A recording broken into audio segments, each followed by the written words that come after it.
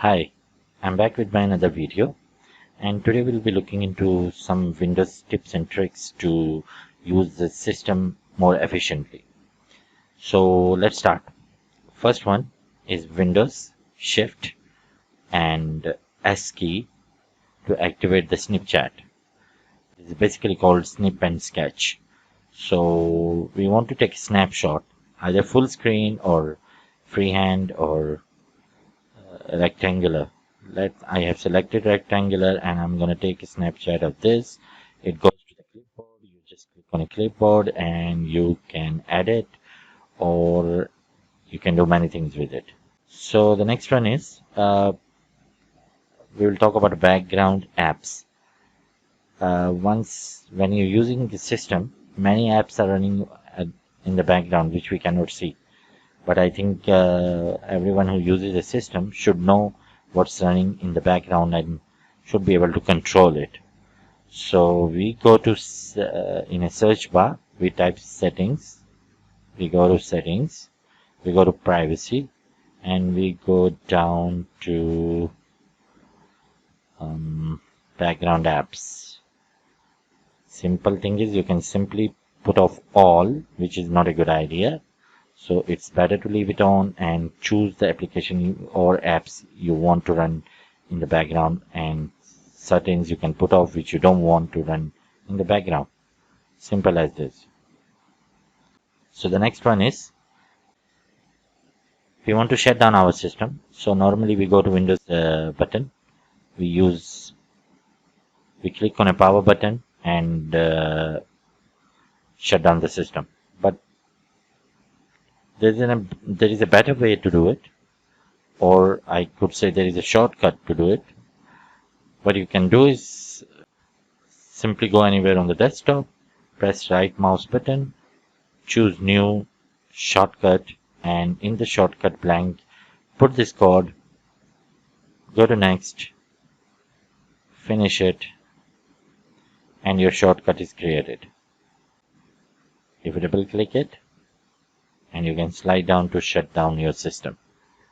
I don't want to shut down my system because I'm working on it. So to make it little more further enhanced, just right click on the icon, properties, and change icon, and make an icon which more resembles to power button. Here it is. Double click it and it gives you slide to shut down. So let's see. Okay, it's not a trick, basically it's an option we have in Windows.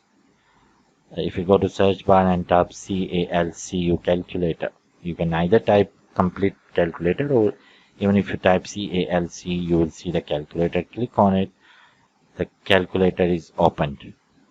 This is your standard calculator, but if you want to use it as a scientific calculator, you have an option to make it scientific, you have an option to make it programmer calculator, and you have even option to make it as a date calculation or a date calculator.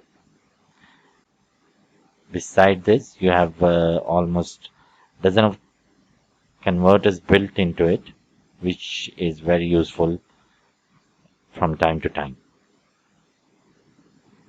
Okay, so there is another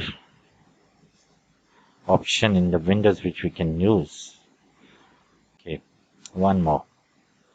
Let's go to search bar. We type ALARMS, alarms and clock.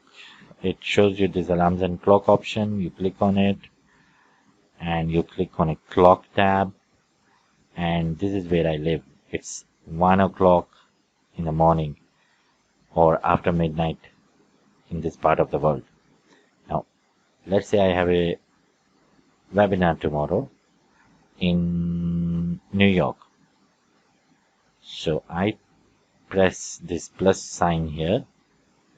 I type in the enter a location, put New York, USA, it shows me it's 9 hour behind, and it's 4 o'clock in the afternoon in New York. So I can set a timer here, or I can set an alarm. So you have a time difference of 9 hours. Similarly, you can add as many as you like. This can really help you, like if you have a webinar, or if you have a family member, you want to talk to them, or you have a business associate, you have a conference with him online. So many uses you can think of. So that's all for now. I'll see you soon with another video. Have a nice day. Goodbye.